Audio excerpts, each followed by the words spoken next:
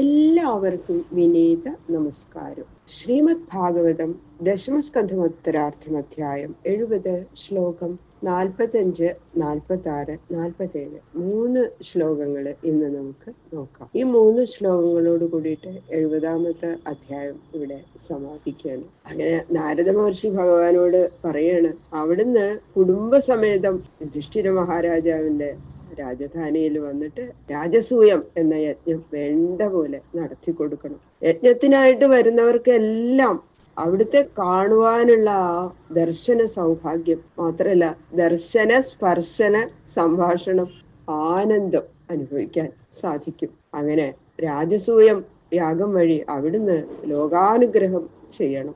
ഇങ്ങനെ നാരദ മഹർഷി പറഞ്ഞപ്പോ സർവജ്ഞനായ ഭഗവാന് സംശയമായി. ആ ജരാസന്ധന്റെ ജയിലിൽ കിടക്കുന്ന രാജാക്കന്മാര് പറഞ്ഞയച്ച ആ ദൂതൻ വന്നിട്ട് ജരാസന്ധനായിട്ട് യുദ്ധത്തിൽ ഏർപ്പെടാൻ പോണോ, അങ്ങനെ ആ രാജാക്കന്മാരെ മുഴുവൻ മോചിപ്പിക്കണം, പിന്നെ രാജസൂയ യാഗത്തിന് പുറപ്പെടണോ, ഏതാ വേണ്ടേ എന്ന് ഭഗവാന് സംശയമായിരുന്നു. ഭഗവാന് ശരിക്കും സംശയമൊന്നുമില്ല. എന്നാലും ഉദ്ധവോ ബുദ്ധിസത്തമാ, ഉദ്ധവനാണല്ലോ ഭഗവാന്റെ പ്രിയപ്പെട്ട മന്ത്രി.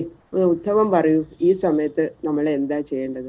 അങ്ങ് ബുദ്ധിസത്തമനാണല്ലോ എന്ന് പറഞ്ഞിട്ട് ഉദ്ധവനും അറിയാം ഭഗവാൻ ഇത് വെറുതെ എന്നോട് ചോദിക്കണതാണെന്ന് എല്ലാം അറിഞ്ഞുകൊണ്ട് തന്നെ ഒക്കെ ഭഗവാൻ മുൻകൂട്ടി തീരുമാനിച്ച് കണ്ടറിഞ്ഞിട്ടുണ്ട്. അപ്പതാ ഉദ്ധവൻ അതിന് മറുപടി പറയുകയാണ്. ആ നഗരവാസികളുടെയും ഭഗവാന്റെയും ഒക്കെ അഭിപ്രായം മനസ്സിലാക്കിയിട്ട് ബുദ്ധിമാനായ ഉദ്ധവൻ അങ്ങനെ പറയണു.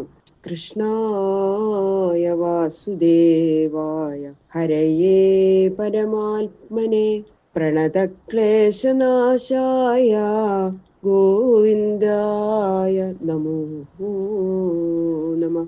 യോന്ത പ്രവിശ്യ മമ വാചമിമാം പ്രസുപ്താം സഞ്ജീവയത്യഖില ശക്തിധരസ്വധാംന അന്യാംശ്ച ഹസ്തചരണശ്രവണത്വഗാദീൻ പ്രാണാൻ നമോ ഭഗവതേ പുരുഷായ തുഭ്യം. കോമളം കൂജയൻ വേണും ശ്യാമളോയം കുമാരക വേദവേദ്യം പരം ബ്രഹ്മ ഭാസതാം പുരതോ മമ. ഓം നമോ ഭഗവതേ വാസുദേവായ. ഓം നമോ ഭഗവതേ വാസുദേവായ. ഓം നമോ ഭഗവതേ വാസുദേവായ. ശ്ലോകം 45. ശ്രീ ശുക ഉവാച തത്ര തേഷ്വാത്മപക്ഷേഷു അഗൃഹ്ണൽസു വിജിഗീഷയാ വാചപേശേ സ്മയൻ ഭൃത്യം ഉദ്ധവം പ്രാഹ കേശവ.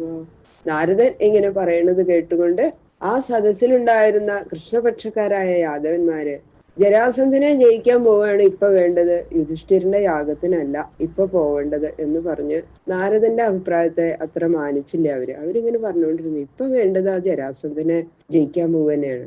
ഇങ്ങനെ രാജാക്കന്മാരെ ബന്ധിച്ചുകൊണ്ടിരിക്കുന്ന ആ ജരാസന്ധനെ യുദ്ധത്തിൽ തോൽപ്പിക്കുക തന്നെയാണ് ഇപ്പൊ വേണ്ടത്. ഇപ്പൊ രാജസൂയത്തിന് പോവല്ല വേണ്ടത് എന്നാണ് അവരുടെ അഭിപ്രായം. അപ്പോ ഭഗവാൻ ഒന്ന് മന്ദഹസിച്ചു.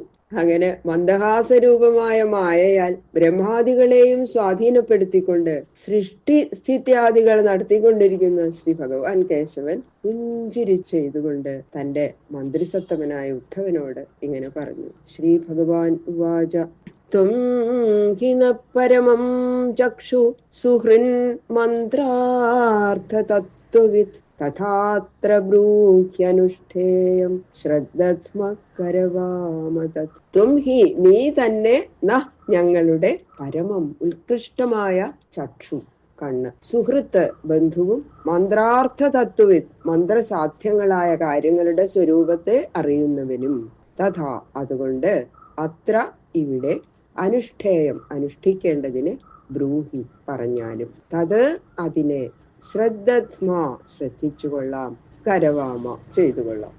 ഭഗവാൻ പറയാണ്, അങ്ങു തന്നെയാണ് ഞങ്ങളുടെ ദിവ്യനേത്രവും പരമസുഹൃത്തും. പിന്നെ മന്ത്രശക്തി കൊണ്ട് സാധിക്കേണ്ട കാര്യങ്ങളുടെ സ്വരൂപത്തെയും സൂക്ഷ്മത്തെയും അറിയുന്ന മന്ത്രിസത്തമനും അങ്ങു തന്നെയാണ്.